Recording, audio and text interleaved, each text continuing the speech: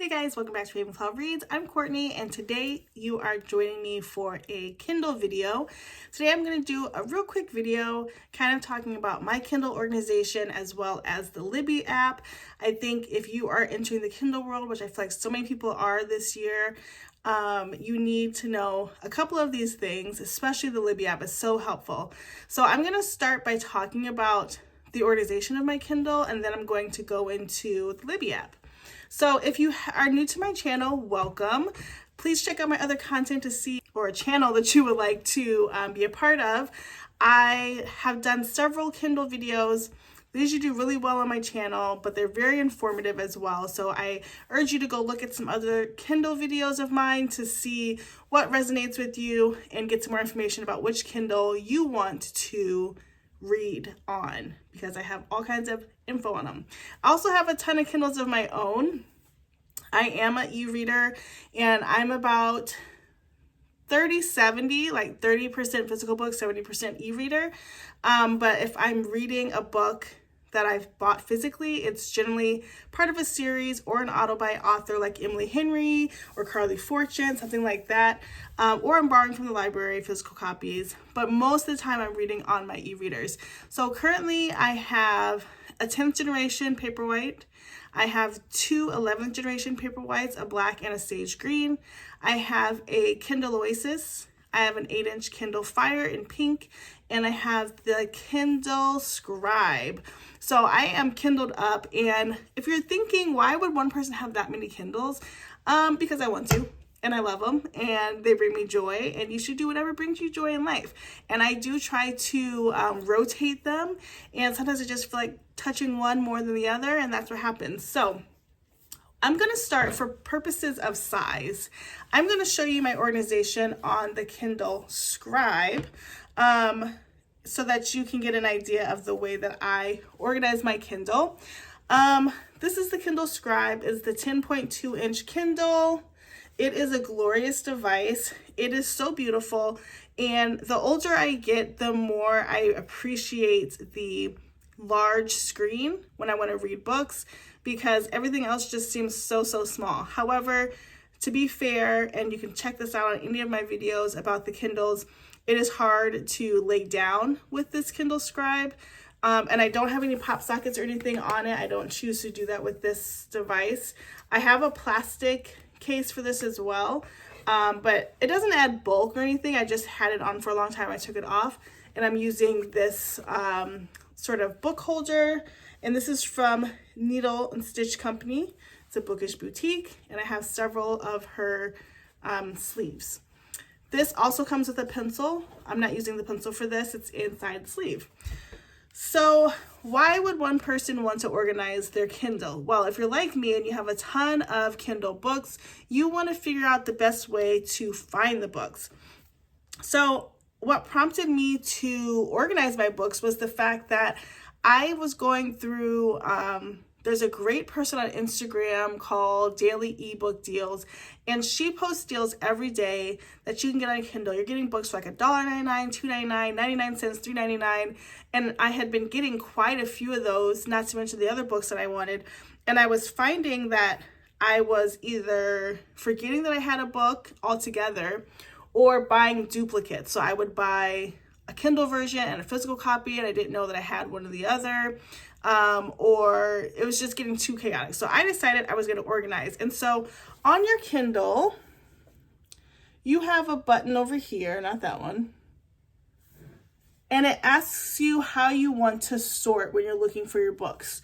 So you have the option of doing all your books, and that's just going to show you your covers, right? So this is what most people are used to seeing, is just their covers of all the books within their library. The other option you can do is to create collections, which are basically mini folders. And that's kind of what I did because I wanted to easily separate what I was reading. I read a lot of romance, and part of the issue I was having, especially around December, was finding out which romances were holiday romances versus regular romances and wanting to separate those. So I've made a few folders. I'll show you what they are and kind of give you an idea of what they look like. Let me see if I can turn this up any more. Oh, there we go. Is that too bright? Maybe it's a little too bright. Okay. There we go. All right, so we have all of our files.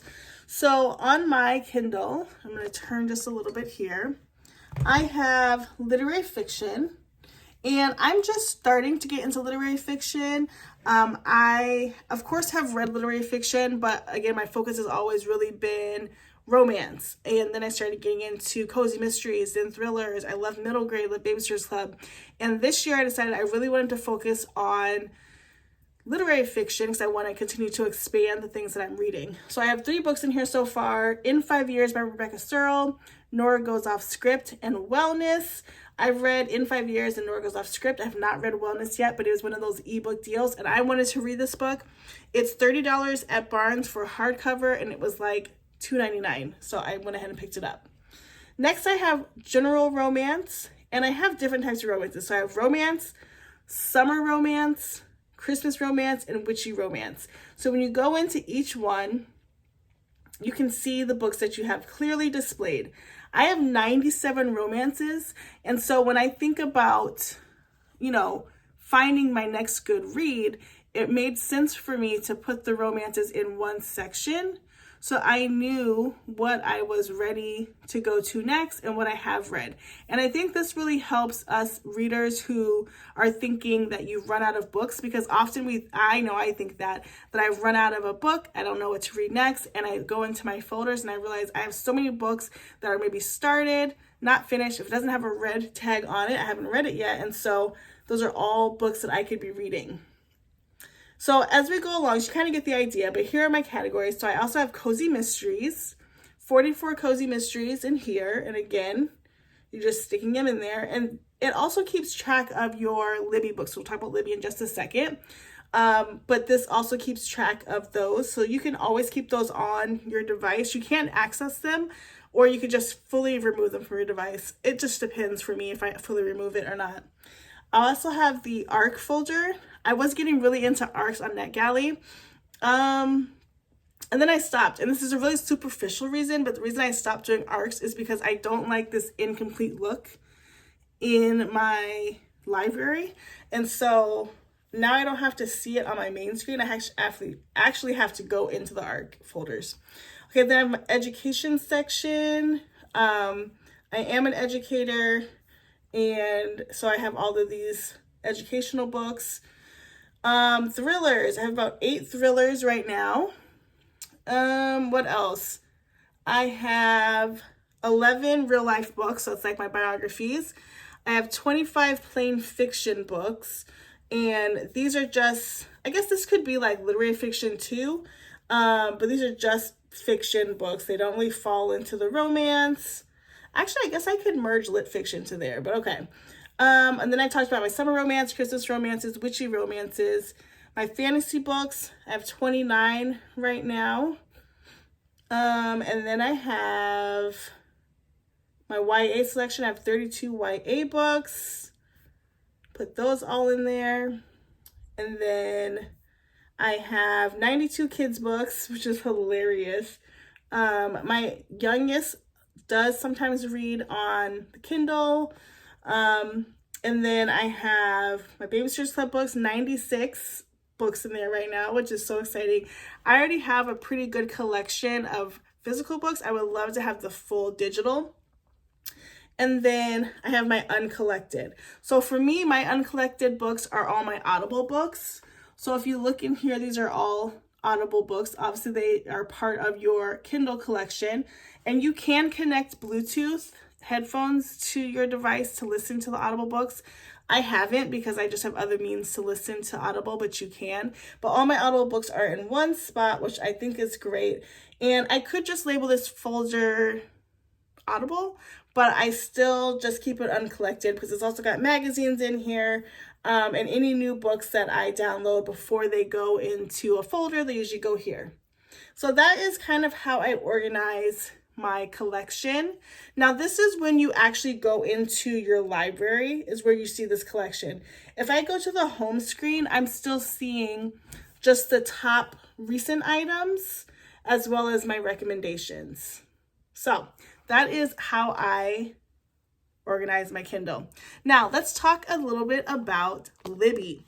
So Libby is an app that I absolutely love and adore.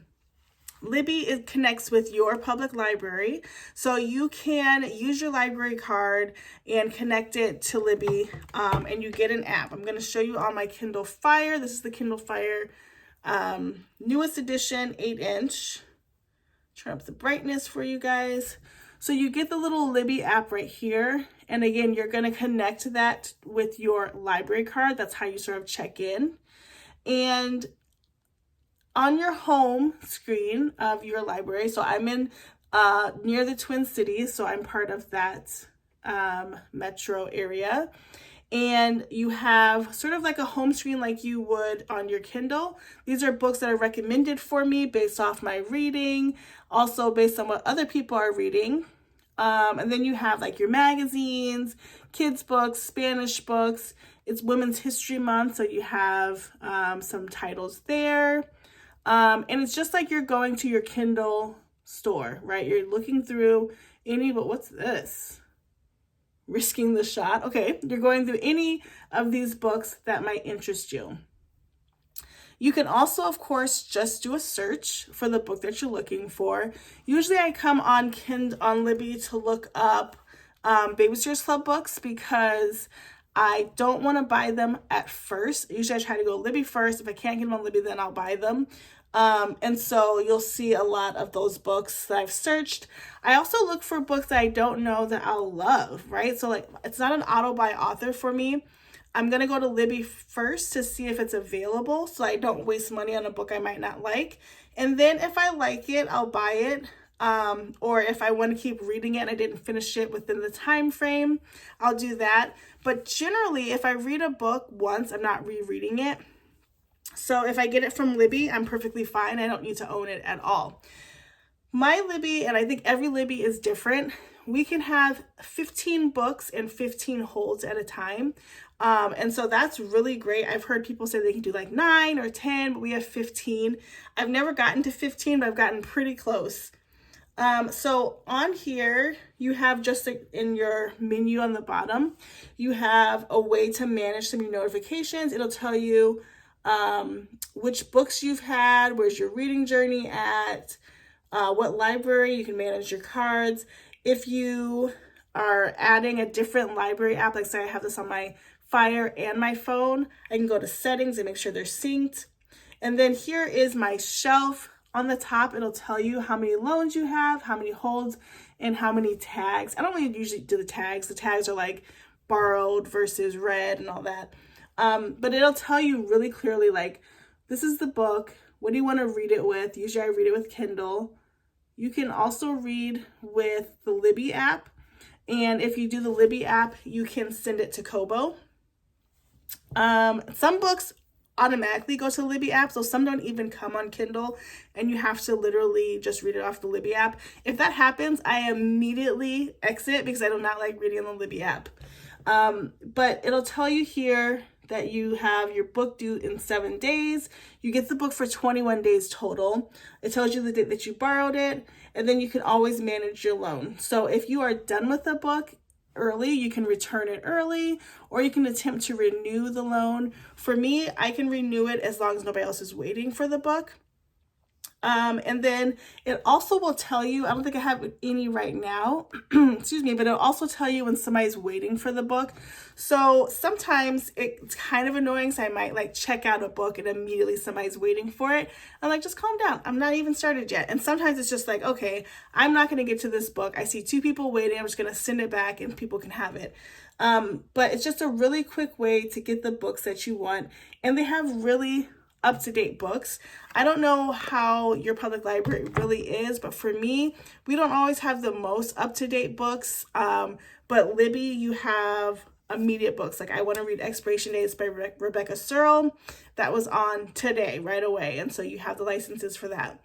The only problem I have with Libby is that it's so popular, and I think it really just depends on the area that you're in and, you know, the area that you're in that will tell you how many people are checking out Libby. So in my area, a lot of people are on Libby. So like, for instance, the Rebecca Searle book that I want to get today, it just dropped. They have 43 licenses for it. So 43 e-copies, and there's like 437 people on the wait list. So like for me, I'm not going to get on that wait list.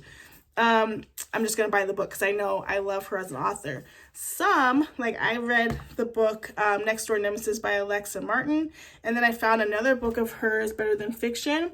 That just came available to me yesterday, and I downloaded it. I think I was waiting maybe like 3 or 4 weeks. It goes kind of fast, but I had totally forgotten, and then it was available, and I was happily surprised. So I really love Libby, and I love pairing it with the Kindle. Obviously, you could use the Kindle app on your phone. You can also send Libby books to your Kobo. It's just a really great way to connect. So if you're thinking about e-reading and like you've already got the e-reader, now what? Start thinking about how you want to organize your information as well as tapping into that Libby app. I feel like I am pretty well versed in the Kindle world as well as Libby. So comment down below if you have any questions regarding any of the things I talked about today, or you just want info on how to better use your Kindle. Happy to help you with that. As always, thank you so much for watching. Please consider subscribing if you're not already. Check out my other videos on my channel. Like, comment, subscribe, and we'll see you next time. Bye, guys.